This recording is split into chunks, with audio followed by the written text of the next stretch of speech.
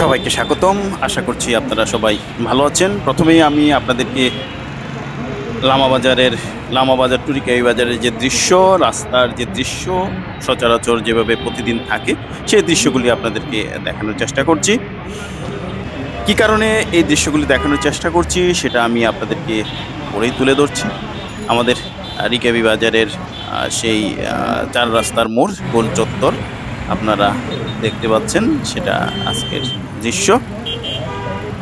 সবসময় আমাদের এই জায়গায় যান চলাচল থাকে, ভিড় থাকে। এখন আমি আপনাদেরকে দেখাচ্ছি সেই একই রাস্তা।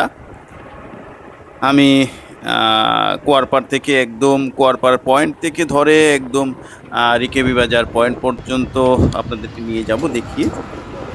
তো প্রথম যে আপনাদেরকে এই গাড়ি ভিড়ের দৃশ্য দেখালাম, সে দৃশ্যটুকু আজকের দৃশ্য। আর এখন যে দৃশ্যটুকু আমি আপনাদেরকে দেখাচ্ছি সেটুকু হলো কারফিউ চলাকালীন দৃশ্য। কি অদ্ভুত! যেখানে লোক সমাগম থাকে, প্রচুর ভিড় থাকে, কোলাহল থাকে, কিন্তু সেই কারফিউতে একটি ভুতুড়ে নগরীতে পরিণত হয়েছিল সেই লামাবাজার থেকে রিকাবি বাজারের পয়েন্টে। জনমানবহীন, রাস্তাঘাটে মানুষ ছিল না, দু একটা রিক্সা, দু চারজন মানুষ। সেটা কারফিউর প্রথম দিন ছিল। আপনারা দেখতে পাচ্ছেন কি পরিস্থিতি ছিল।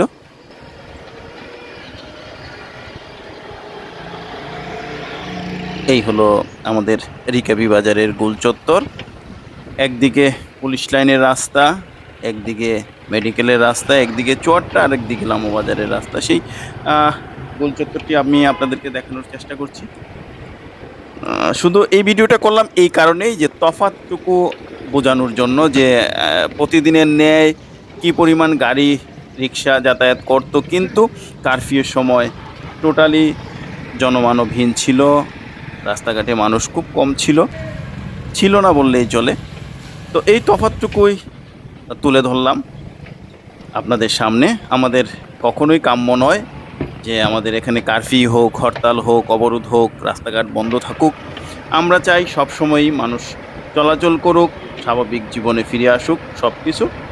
আজকে আপনাদেরকে এই ছোট্ট ভিডিওটি আমরা দেখানোর চেষ্টা করলাম। এই ভিডিওটি ছিল কারফিউর প্রথম দিনের কারফিউর দৃশ্য। সারাদিন ছিল কারফিউ, সেই দৃশ্যটুকু আমরা দেখানোর চেষ্টা করলাম। আজকে এই পর্যন্তই। আপনারা সবাই ভালো থাকবেন, সুস্থ থাকবেন, নিরাপদে থাকবেন, এবং উপরওয়ালার কাছে আমরা সবাই মিলে প্রার্থনা করব আমরা যেন ভালো থাকতে পারি, দেশের পরিস্থিতি যেন শান্ত থাকে, এভাবে যেন কারফিউ না হয়, অবরোধ না হয়, হরতাল না হয়। সবাইকে আবারও অনেক অনেক ধন্যবাদ।